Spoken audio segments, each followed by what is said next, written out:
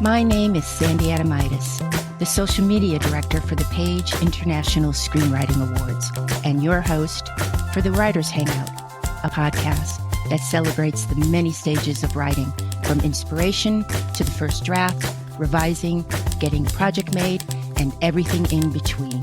We'll talk to the best and the brightest in the entertainment industry and create a space where you can hang out, learn from the pros, and have fun.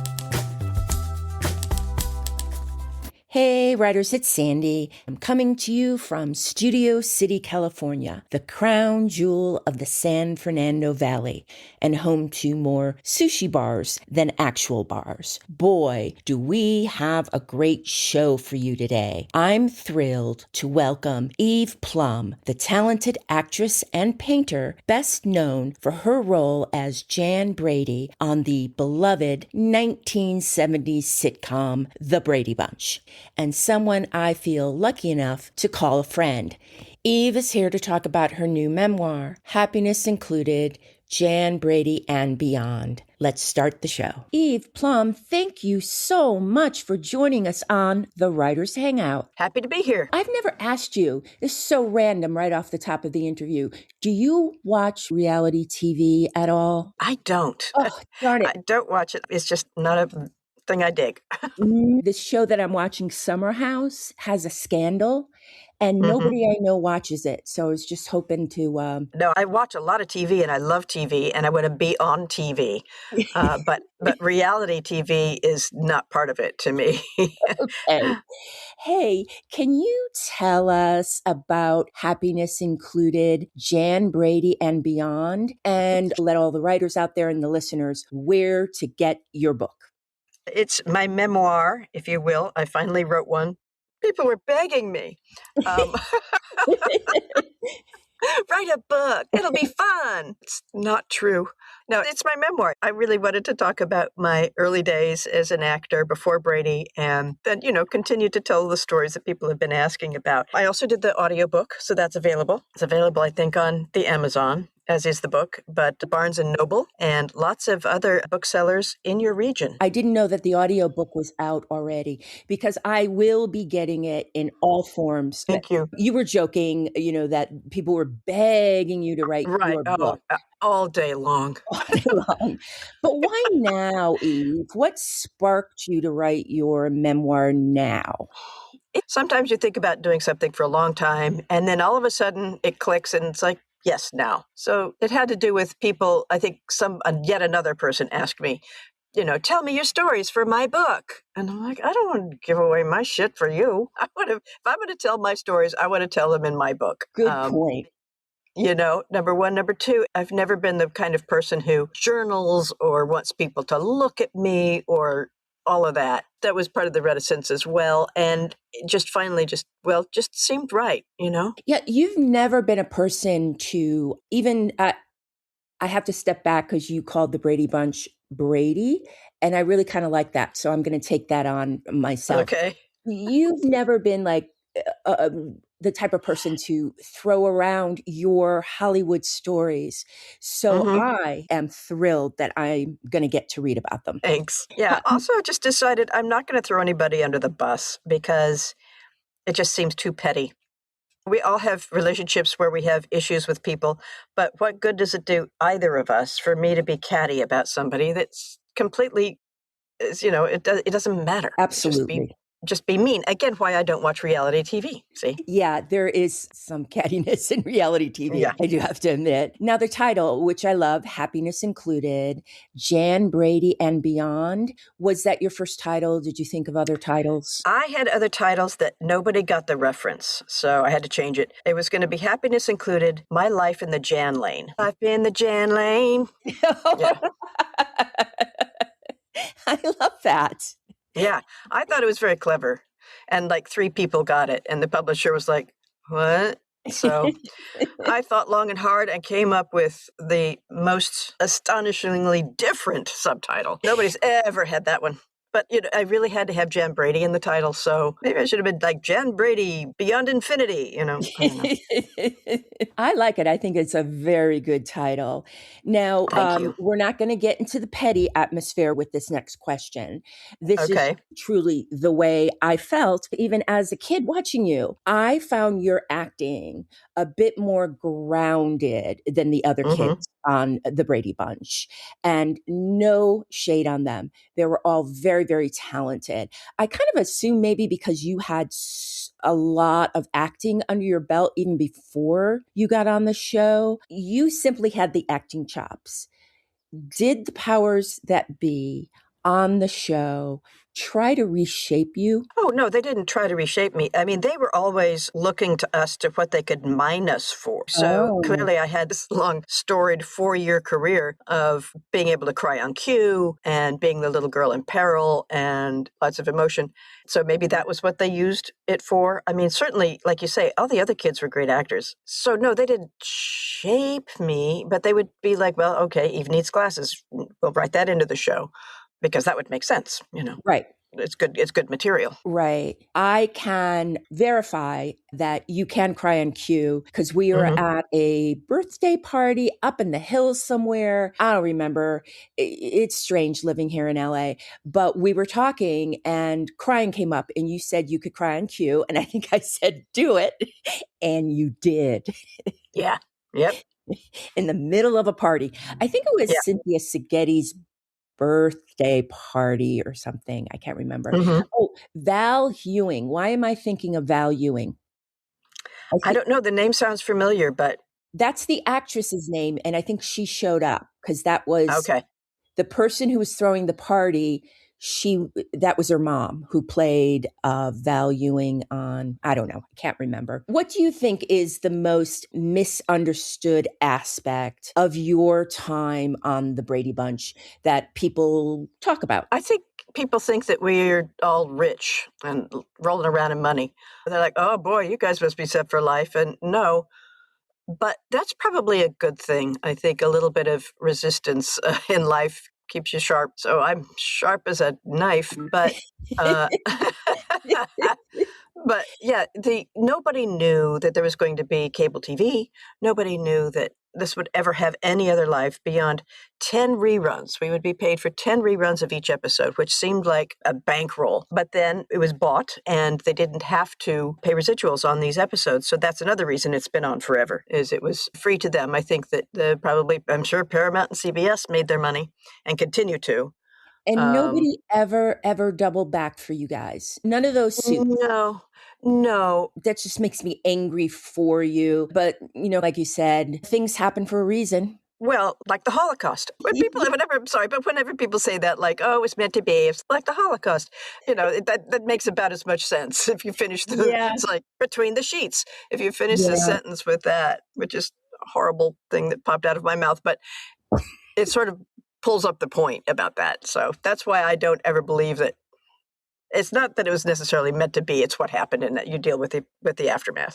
I think people out there, they think of you as a sweet kid. You have a really sharp mind and sharp sense of humor. And it's just one of the surprising things about getting to know you Mm. is really how quick you are. Oh, thank you. I got to say, though, you know what? The Groundlings was a big part of that. Doing the Really? Groundlings was a big part of that because I'd never wanted to take acting class because I felt like I didn't know what I was doing anyway and had no idea why had any sort of success. And I certainly didn't want to be shown up in some sort of serious acting class. So that's why I went to the Groundlings, and that's why it clicked so well with me because I was so used to doing TV, so used to being immediate that it gave me a great confidence in talking to anybody and not worrying about if I made a fool of myself and just going ahead and making the joke and it just gave me great confidence. Now, the Groundling Theater Yes. in LA, everybody who's anybody in comedy has gone Hmm. through the Groundlings. I mean, I think Hmm. Saturday Night Live literally just goes in Right. and goes, Yes. you, come to New York. It's Right. just an iconic theater company in LA, and it's improv. So you Right. do have to learn to be free on stage and think and answer questions. And it's always Right. yes. And did you enjoy your time at the Groundlings? I really did. I got to get, I guess, anybody who doesn't get accepted into the Sunday show, they have a process whereby you take classes and then you're judged on whether you should continue the classes or whether you should move on to the next class. And the end goal being to be in the Sunday show, which is their secondary company. And then the ultimate goal is to become a member of the troupe, the Groundlings. And I had repeated a class and felt that I had done well enough in my last set of classes so that when they asked me to repeat again, I took umbrage, one might say, and Mhm. decided to take what I had learned on the road. Who was your teachers? Who taught you Oh in the my gosh, Groundlings? Mindy Sterling. Oh, Mindy, me too.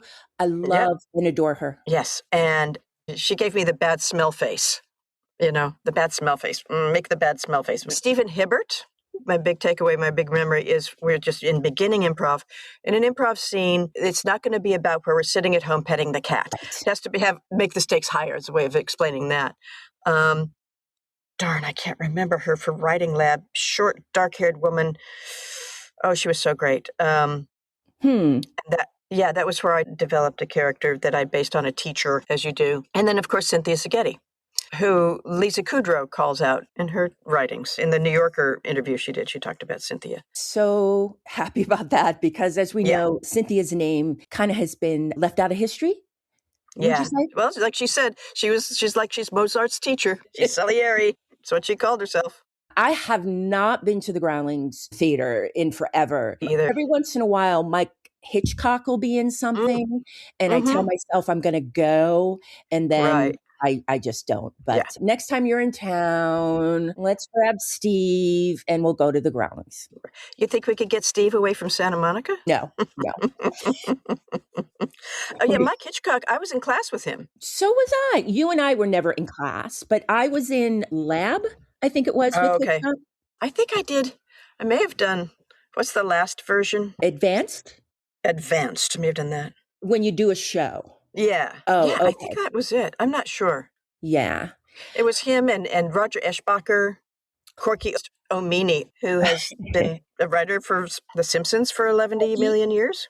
Corky Omini, who Yes. you're going to love this, Eve. She came on and she Mm-hmm. came on the Writers Hangout with her son, who co wrote a Simpsons script with her. Ah, So, cool. yeah, let's talk about you and writing. And first of all, congratulations. You wrote a book. That to me is just so huge.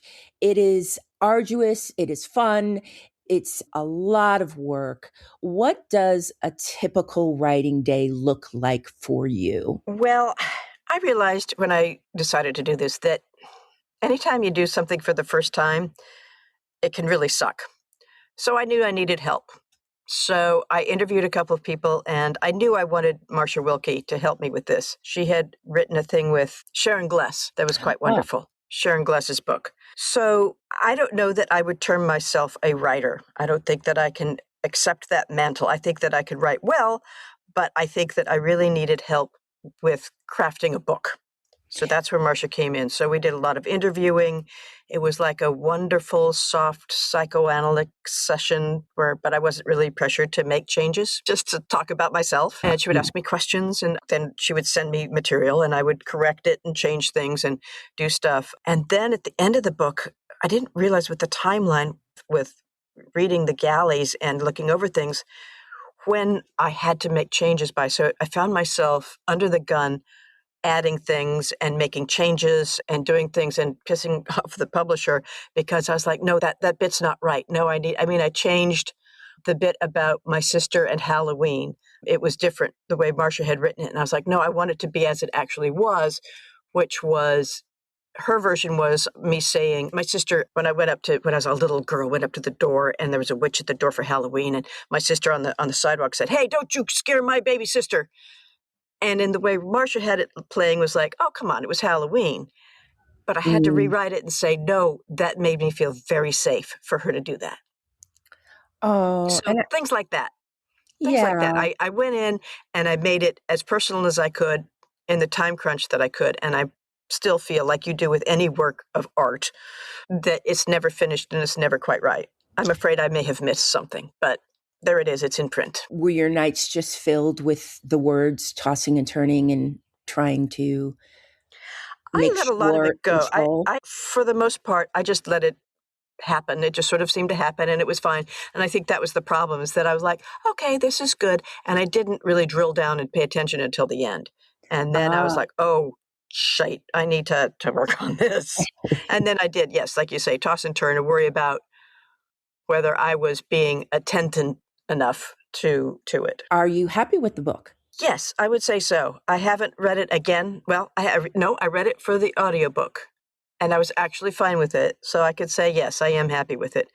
I Well, didn't read it long ago. Oh, that was awful. Shit, I missed that. So yeah, I'd say I'm happy with it. as your friend, I'm just so happy that you are happy with your book. Oh, good. Let's go back into your early acting, and you guest starred on It Takes a Thief. Mm-hmm. What was your role? Was Robert Wagner dreamy in person? Tell me everything. Okay, we have to remember that it's 2026 and that back in the 1960s, things were different. So I was like 8 or 9, but yes, he was dreamy. And yes, as we know as children, things are sort of set up the way they're going to be set up. And I found him very dreamy in a very innocent little girl crush kind of way. I knew I liked men right away. But you're just innocent. You don't know what that really means. So the role I played was, because this is also the Cold War, I was the daughter of a scientist behind the Iron Curtain, and my family and I were escaping across the border, and I got stopped by the guards, and the parents made it across.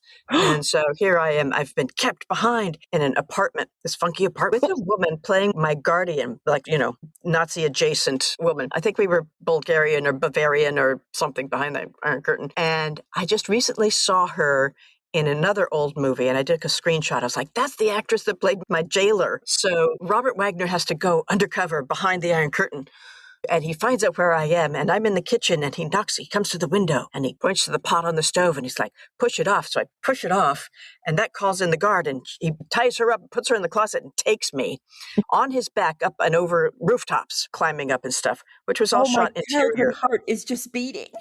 Oh my God, he smelled so good. I bet he did. He's just so handsome. And so the other fun thing is, and I've got a couple of pictures in the book, because I was always little girl in peril, I would have a stunt double that was a little person, and it was always a man. And so I've got pictures of me with a little person man in my similar dress and a long blonde wig, but it didn't shoot right. So I got to do the stunt, quote unquote, where I was on his back and we were climbing up and over some things. That was so much fun.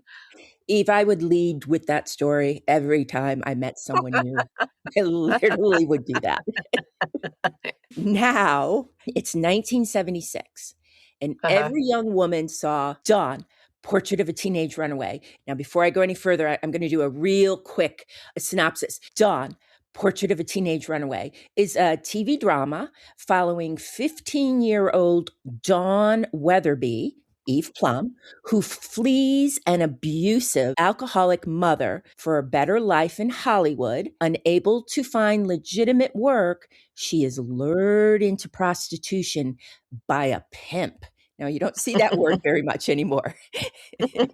Eventually finding a friendship with a male hustler. Can you tell me about that time? That must have been a really big moment. As I look back, and so actually just recently some new information came to light about this. My agent would have been either I was requested or I had to audition. Okay. I had to audition, and there were 2 other people. It was when we did screen tests. So I screen tested with a different guy that ended up in the show.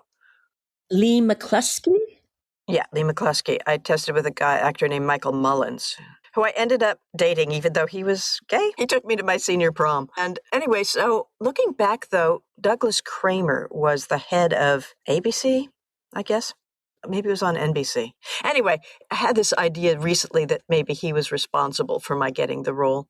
It would make sense in my mind looking back that of course we're going to cast Jan Brady as a hooker. Oh. It's such a thing. So, and I think my parents and even my children's agent, who I soon left after that, realized that it was a great opportunity to be seen as taking a big step away from Jan. And it really was. It led to a lot of TV movies and things like that. So it was a good idea. Did you shoot on the streets of Hollywood? Yeah. And there was that moment there where I'm dressed up in my hooker drag, and I had on this rabbit hair coat that kept shedding and getting stuck in my false eyelashes. And so I was standing, it reads a little bit differently in the book, but I was standing there trying to get stuff out of my eyes at the curb a few feet away from the movie crew. And this guy pulls up in a convertible and goes, "Okay, get in." Terrified me. So I ran to the director, Randall Kleiser. I said, "Oh my gosh, a guy just tried to pick me up." And he said, "Use it." And that was, like I say in the book, it's like my first piece of real direction, of understanding of like, oh, okay, that makes sense. We've kind of mentioned some of these names previously, but you and Cynthia Seghetti, the improv teacher, the actress Claudette Wells, the producer Steve LaRue, we used to gather every Mother's Day to honor our mothers that died too young, and we called it Dead Mother's Day. And your home in Laguna Beach became our gathering place. You left LA to move to Laguna. Then you left Laguna to move to New York. Now, what was the thought behind all of that? LA to Laguna, Laguna to New York. Very different places. Right. Let me see the timeline, because this has been a while now. Laguna Beach was where I grew up as a child, going to family vacations. We would stay at a little place on the beach, and I would swim in the ocean and make sandcastles and play. It was magical. So I had always thought I'd love to live in Laguna Beach. And Ken loved Laguna Beach. So we bought a house there, and we had it as a rental for a while.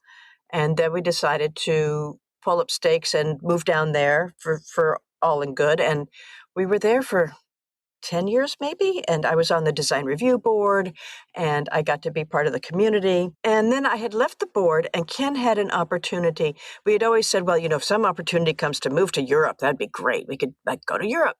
And he had this opportunity to work in Switzerland. And so we were all just buying winter coats and ready to get the dog on international shots when he got the call that the thing had sort of fallen through, and he was just going to go for a couple of weeks, and that would be it. But that gave me the impetus, the idea of, if we're going to live someplace else, we can't wait for it to happen. And France is too hard with all the French. If you don't know anybody in France, they're not going to be like, "Hey, come on over for dinner." But I did know people in New York City. And I thought, well, I could even get jobs out there. So I flew out and stayed on people's couches, and I asked Cynthia Seghetti, "Who do you know that knows somebody that could get me a thing?" I never worked so hard ever. And I got agents, and I stayed with my friend Broadway's John Bolton, and that led to me getting an off-Broadway play, and Ken agreed to move out.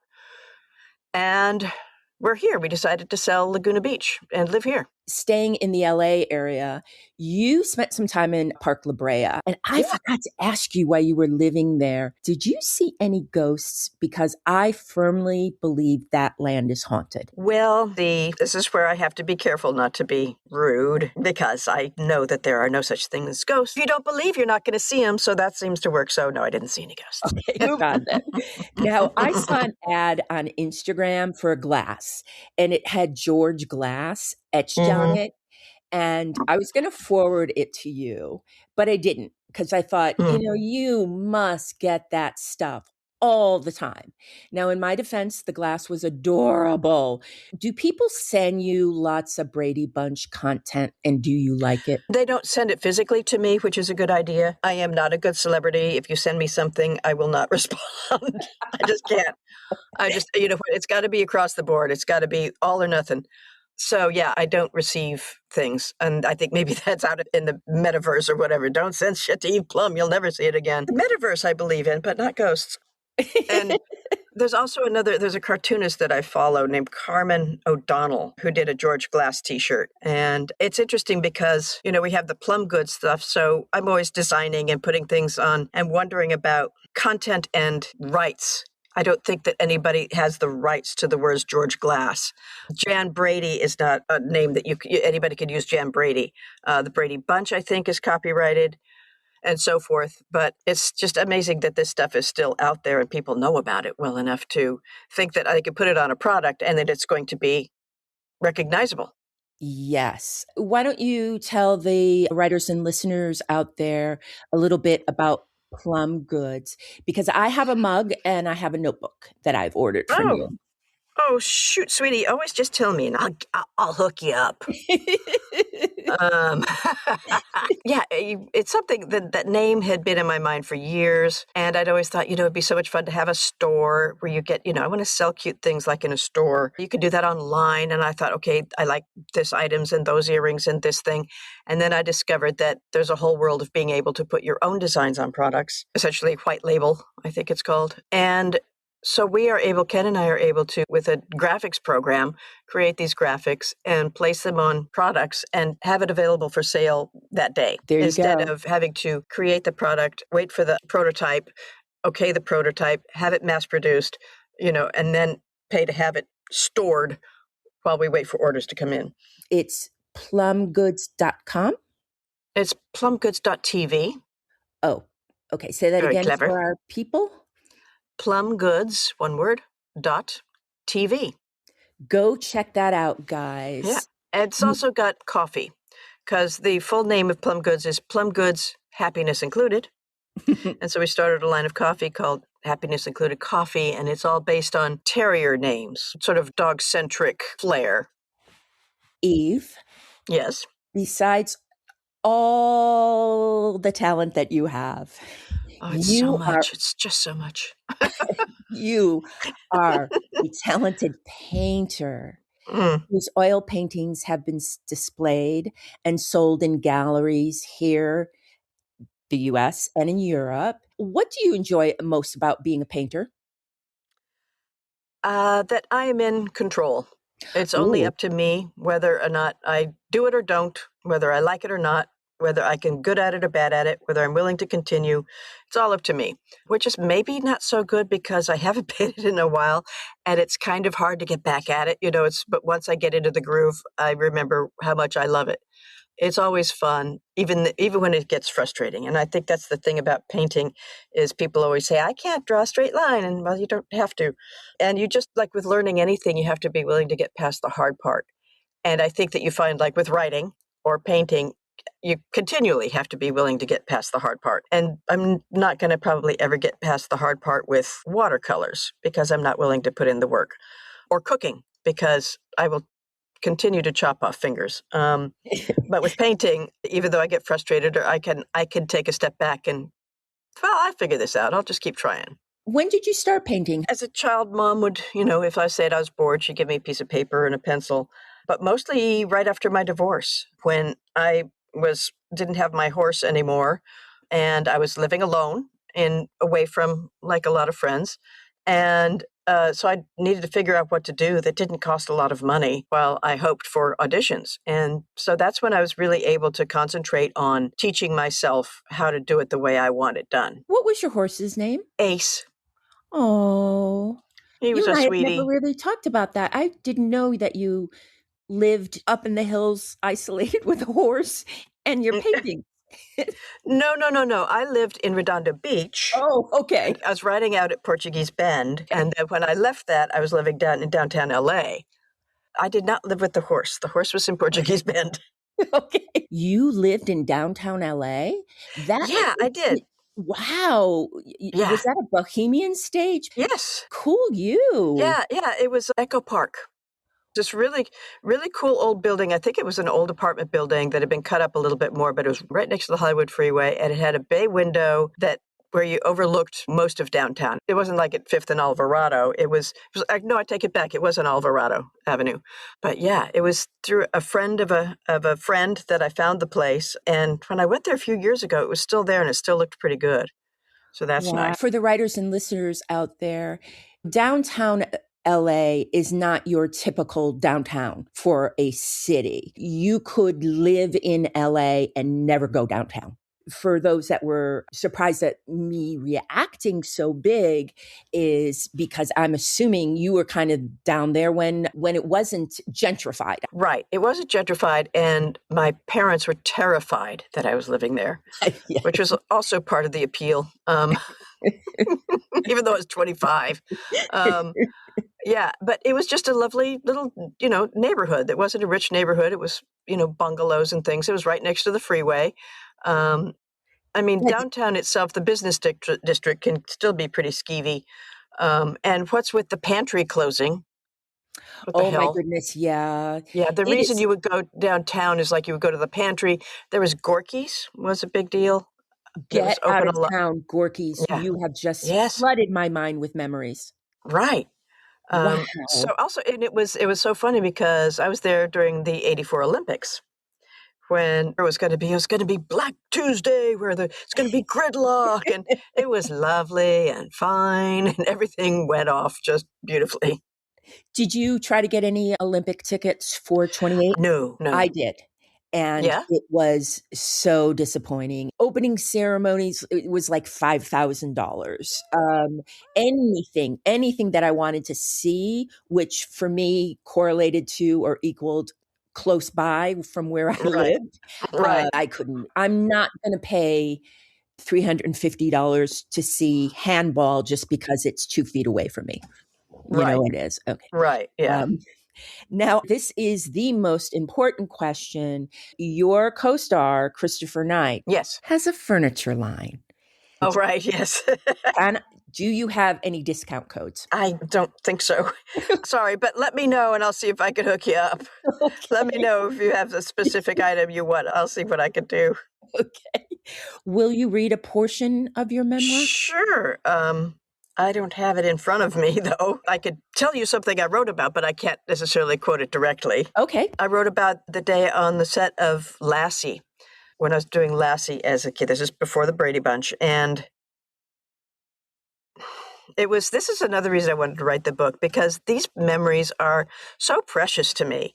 I got to be on Lassie. I forget, I must have auditioned, but that was the days where if I went on audition, I got the job. And so here I am. I'm going to get to be on Lassie. And not only that, I got to go to Red Weatherwax's house so that I could meet Lassie and the little dog I was going to work with. The storyline was that I'd gotten a dog for Christmas and it ran off. And of course, Lassie goes and finds it and brings it home because she's Lassie. Lassie. Of course, Lassie was a boy.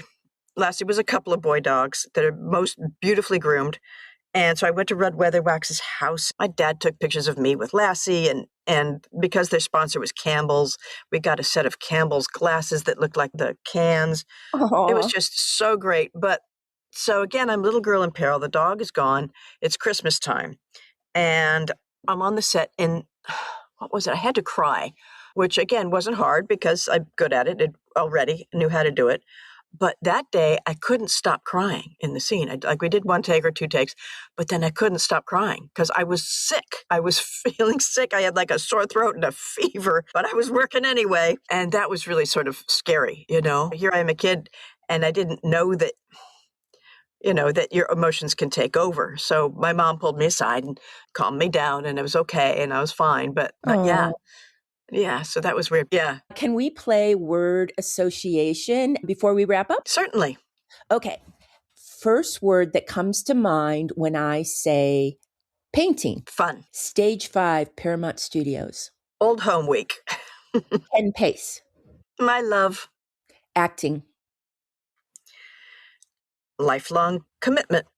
Central Park. Calm. The Groundlings. Shit.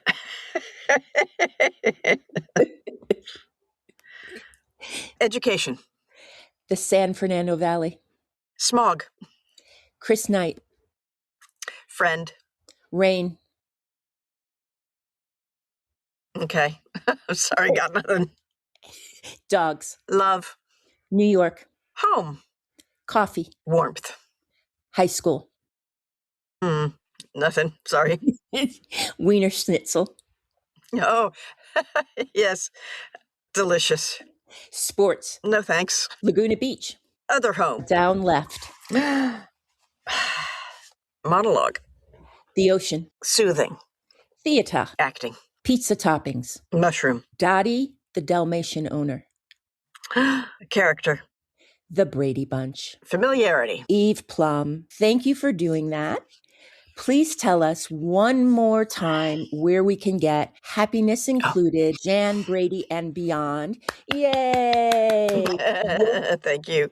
And where we can look up your book tour dates. Yes, Kensington Books is the publisher, and they will have it posted. You can buy the book at Barnes & Noble and, of course, Amazon and booksellers in your local area. I appreciate you talking to the writers out there. And again, congratulations on your book. Thank you so much. And thanks for having me. It's been a lot of fun. And that's a wrap for the Writers Hangout. Thanks so much for listening. If you enjoyed the show, please take a moment to leave us a review on Apple Podcasts.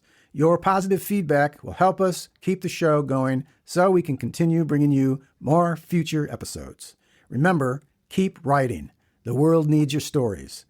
The Writers Hangout is sponsored by the Page International Screenwriting Awards, with executive producer Kristin Overn, Sandy Adomaitis, and our music is composed by Ethan Stoller. Alexa, you are gaslighting me.